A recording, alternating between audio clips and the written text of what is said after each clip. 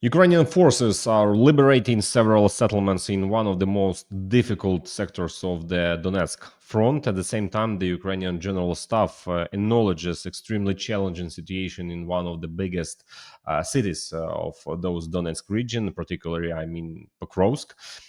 So there are enemies who managed to break through our defense, I mean, our Ukrainian defense in Pokrovsk region.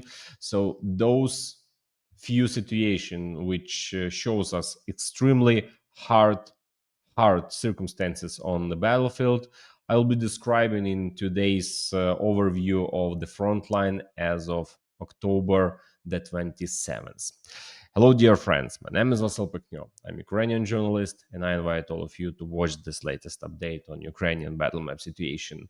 Like it, subscribe to this YouTube channel, and leave your comments just below the video if you like it.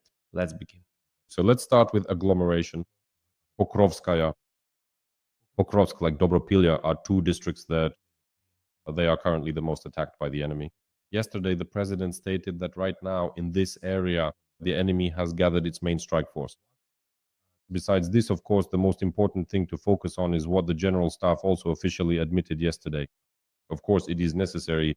At first, it was journalists who broke the news. It was necessary to raise the issue so that the general staff and ultimately the president would acknowledge that there are actually forces present in the city of Pokrovsk itself. What has infiltrated here? About 200 occupiers.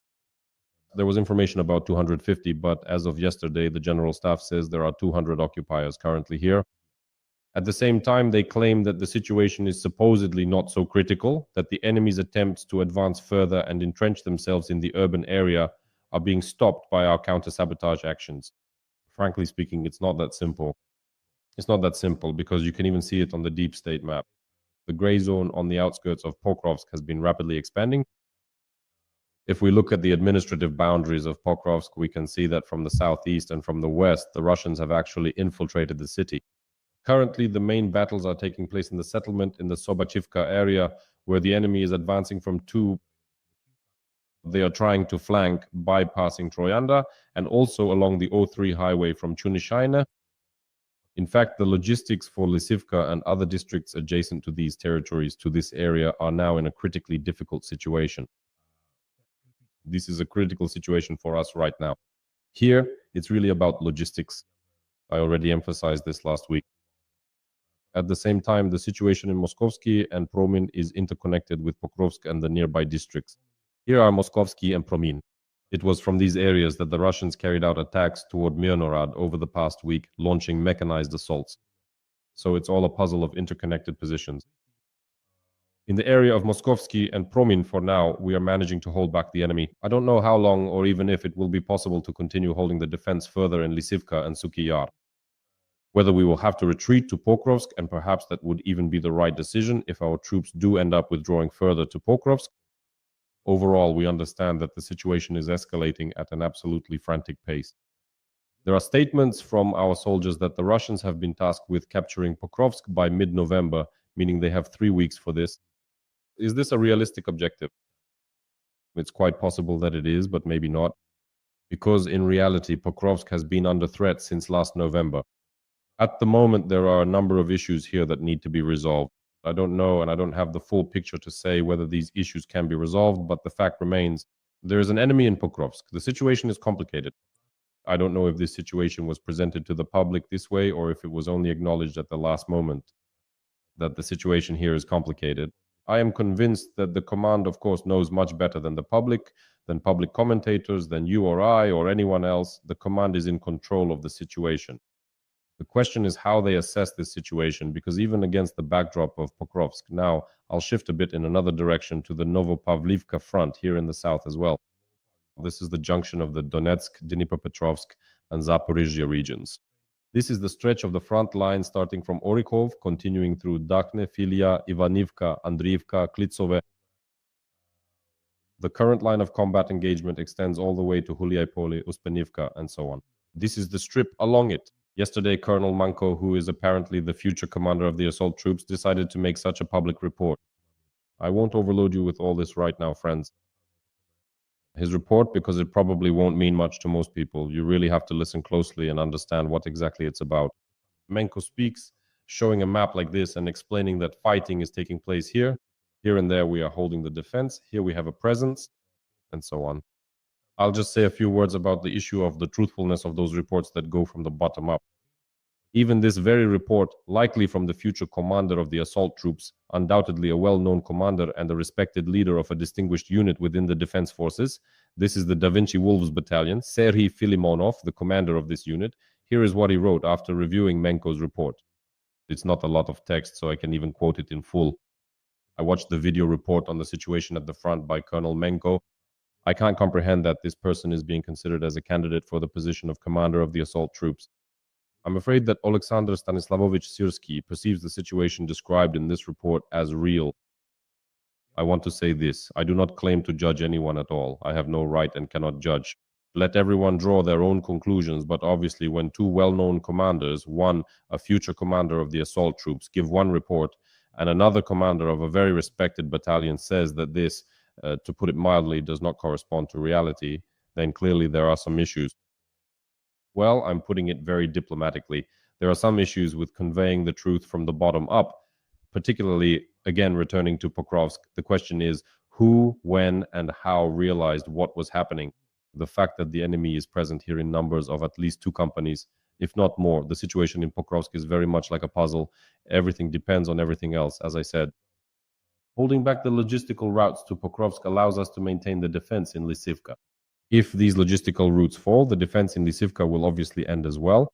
In exactly the same way, Lysivka is dependent on it, and this interdependence extends to the adjacent direction of the Moskovsky and Promin areas, from where the enemy, as I have already mentioned, is trying to break through to Myrnohrad, creating a sort of southern pincer movement towards Myrnohrad. So far, they have not managed to do this. However, with the northern pincer, for example, there is some good news because the northern pincer for Myrnohrad could potentially be formed if the enemy were to occupy certain settlements, Rudenska and Krasny Lyman. But there is good news for Rudenska recently because here the armed forces carried out a counterattack and pushed the enemy back, particularly from the areas around the settlement of Suketska, as reported by the 82nd Bukovina Air Assault Brigade. Deep State also reports on Suvorov and the expansion of the gray zone up to Fedorivka. Here you can see a video from the 82nd Brigade, which was recorded over the weekend. They reported that they had cleared Suketske of the enemy and raised the blue and yellow flag over this village. And its value lies not so much in the fact of the village itself, but in the cutting off of the northern claw overhanging Rodenske, which in turn somewhat relieves, at least for a while, Myrnohrad. In addition, the liberation of Suketske has opened up the prospect of advancing further. This is what we can see on the deep state map Suvorov and Fedorivka. Suvorova is a village that, after decommunization, was renamed Zatishok. In addition to deoccupation and clearing the village, they also managed to capture several occupiers. In this settlement, specifically in Suketske, it was the fighters of the 82nd Bukovina Brigade. In total, they captured 6 occupiers here as a result of this deoccupation operation. So, undoubtedly, there is good news as well, but as I said last week, for every piece of good news right now, well, the situation is such that, believe me, the situation at the front is extremely critical. There is simply an absolute number of maximum problems imaginable across all sectors of the front. What our soldiers are doing has been, is, and remains heroic. How are they still withstanding this pressure? I have no idea, but a lot in the process of mobilization for us. There are things that have not been done and remain unaddressed, and there are still questions, particularly regarding military leadership. Here, I'm clearly saying that I'm not judging, I'm not a serviceman, and I'm not going to say anything critical. But when you compare the words of the hero of Ukraine, the future commander of the assault troops, Manko, who is directly questioning things, and he truly is a worthy person, the commander of the Vikida battalion, among others, I understand that something. Obviously, something is going wrong, not judging these words, not making my own predictions, because I have no right to do so regarding these two. In fact, to compare people without being in pixel myself, but clearly it's worth reflecting on. Nevertheless, we really do have progress here, as reported by the General Staff. This progress is related to the Dobropilya-Pokrovsk direction with the liberation there. Right here and here, Kucherov, Kotsa, Yar, and Suketske, these are the ones that were liberated over the past week. In addition, the occupiers once again tried to launch an attack on Vladymyrivka and Shakov. Once again, this attack was unsuccessful. The 33rd Mechanized Brigade, which is holding the defense here, showed footage of repelling this attack, which took place this past Saturday, October 25th. According to statements from the 33rd Brigade, 5 armored vehicles rolled out from the direction of Novotorets towards our positions in Volodymyrivka. Thank you. Despite the fact that, by the way, the occupiers, as always, attacked in rather unfavorable weather, you can see it's raining and the weather is quite misty. Thinking that this would help them avoid drones, it actually turned out to play a cruel joke on them. Because in the footage from this video, let me rewind it, you will now see how 3 of the occupiers' vehicles simply drove into the mud and got stuck there. In other words, they set themselves up and basically ended up sinking those 3 vehicles. And then artillery and even Himars finished them off to make sure that this pile of metal would definitely become nothing more than scrap and not remain combat-ready equipment. So yet another attack on Volodymyrivka has failed. Here is Volodymyrivka right here with us. This is a key settlement along with Shakov for the defense in the Dobropilya direction. So to sum up, let's state that the situation in Pokrovsk is extremely difficult. On the flanks of Myrnohrad, more or less, it's possible to ease the situation, but the logistics here and here are the same. In fact, being in pockets surrounded from 3 sides, logistics here simply cannot function normally. Meanwhile, in the Dobropilya direction, on the contrary, we have progress, we have successes, we have the liberation of settlements, as well as successful repulsion of attacks. That's the summary. Let's move to the north.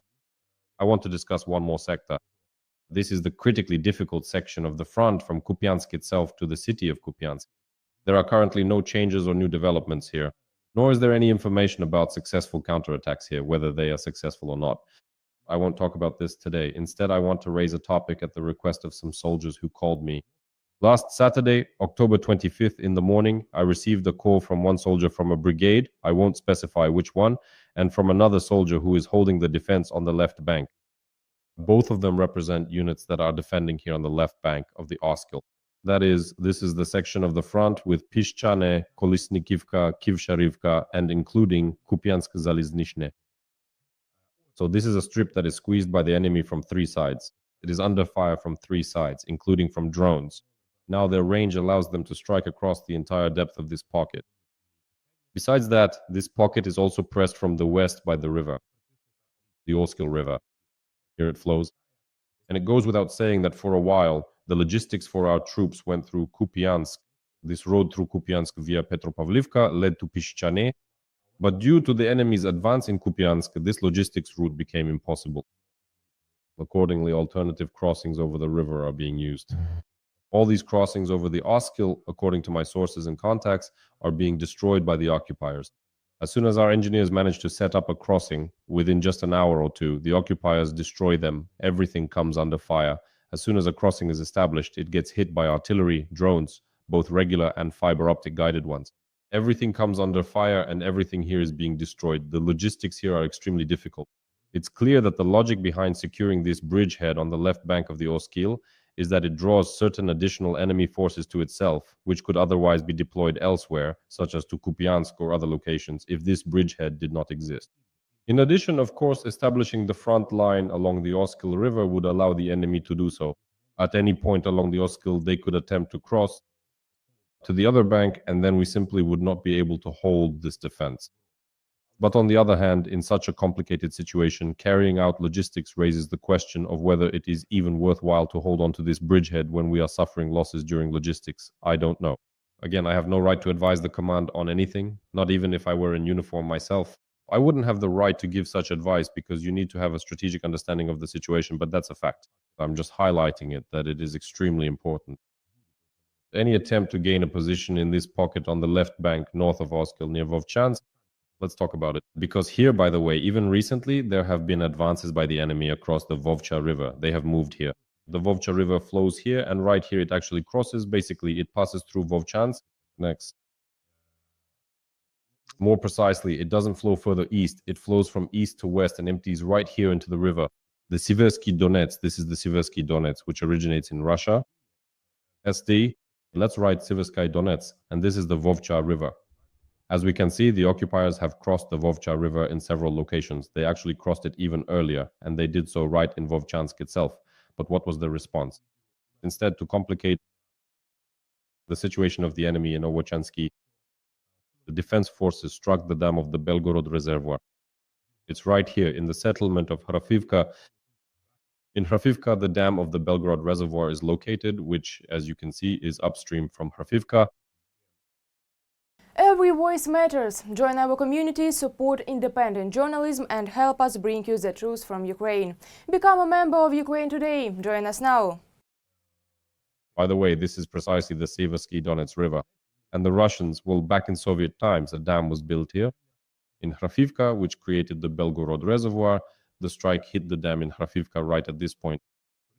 According to the Russians, it was a Himars strike. According to our statements, I don't know what it was. But the commander of the Unmanned Systems Forces, Madhyar, confirmed the fact that in the past it was called the 14th Regiment of Unmanned Systems. And now the first Special Purpose Center of the Unmanned Systems Forces carried out the strike. Thank you. As a result of the strike on this dam, within the very first day, as even Russian contacts and media sources claimed, the water level dropped by about a meter. In this reservoir, that's not surprising because it was doing well until things went bad for it. Watch this video and you'll understand how essentially the sluice gates of this reservoir were breached. I'll explain further how this could theoretically relate to Vovchansk. So let's look at the video showing the aftermath of the strike on the dam of the Belgorod reservoir.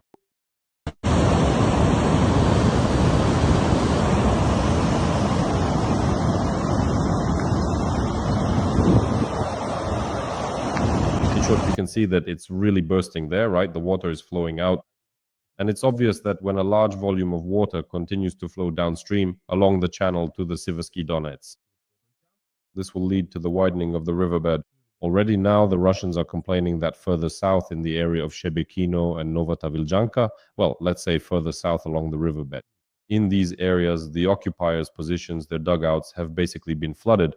But the same thing will happen to the Russians who are located here in the Mezhirichcha area near Vovchansk, Mezhirichcha, the Vovcha River, and the Siversky Donets. That is, this will complicate their logistics, and in fact, it is something of an asymmetric response. A response to the enemy who has now shown activity here in the Vovchansk area and has even advanced from their side.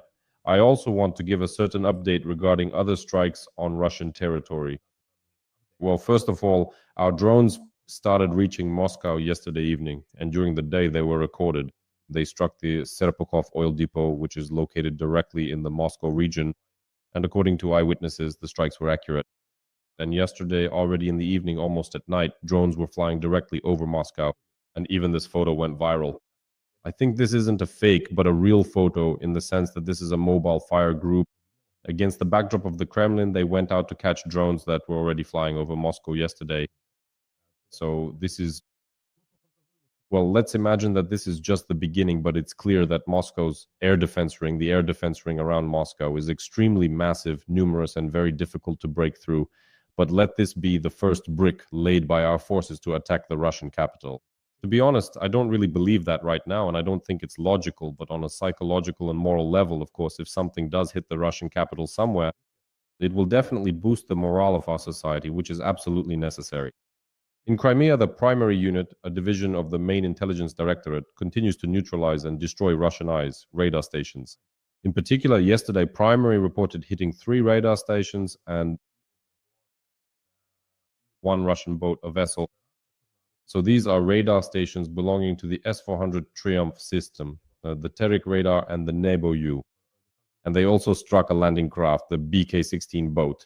Honestly, this is fantastic work. I am truly impressed. I am genuinely in awe of the work done by this unit of the main intelligence directorate, which has already destroyed so much equipment on the Crimean Peninsula that probably no army in the world could have imagined such success. Even entire army units, entire armies of a country could not have imagined the kind of advantages that are being created in terms of destroying enemy equipment in Crimea. And that's just one of the units in Crimea. Thankfully, we have quite a few of these phantoms. So, friends, that's how things stand for us right now. And then finally, I think what I'd like to say, without even going back to the map, you can probably hear it in my voice. I'm a bit down. Maybe my mood is a little somber right now, because we're currently in some extremely tough spots on the front line. Very tough. The logic of these processes comes down to the point I've voiced many times, probably dozens of times already.